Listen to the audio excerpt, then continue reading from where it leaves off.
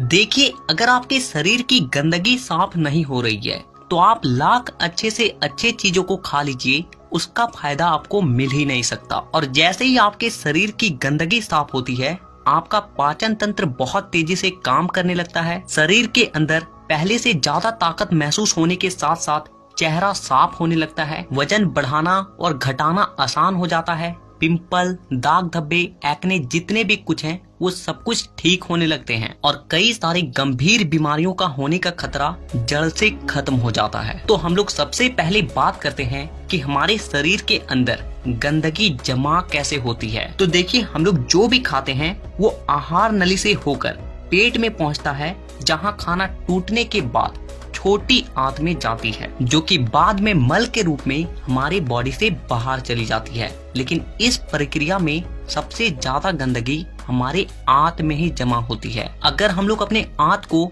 Zoom कर कर देखें तो वो कुछ इस तरह का दिखाई देता है, जिसमें उंगली की तरह दिखने वाली छोटी छोटी उभार होती है, जो कि एक फिल्टर के तरह काम करती है, क्योंकि इन उभार के अंदर नसें होती है जो कि हमारे शरीर के अलग अलग हिस्सों से जुड़ी होती है और इसी नस के जरिए खाने में मौजूद पोषक तत्वों को खींचकर खून में और हमारे शरीर के अलग अलग हिस्सों तक पहुंचाया जाता है। लेकिन जब हम लोग जाने अनजाने में गलत तरीके के खाने का इस्तेमाल करते हैं तो वो हमारे आंतों में चिपकने लगती है और धीरे धीरे दीवार पर एक मोटी परत बनाकर जमा हो जाती है, जिससे कि जब हमारी आंतें खाने में मौजूद पोषक तत्वों को खींचती है तो उसके साथ साथ गंदगी भी हमारे खून में मिल जाती है और फिर शरीर के अलग अलग हिस्सों में जाकर ये गंदगी जमा हो जाती है। जब ये गंदगी खून के जरिए हमारे लीवर तक पहुंचती है तो फैटी लीवर और जॉन्डिस जैसी बीमारियां होती है। जब ये किडनी में जमा होती है तो किडनी स्टोन और फेफड़े में जमा होने से अस्थमा, और जब खून के जरिए दिल तक पहुंचती है तो कोलेस्ट्रोल और हमारी नसों में ब्लॉकेज पैदा होती है। और जब ये गंदगी हमारी स्किन में पहुंचती है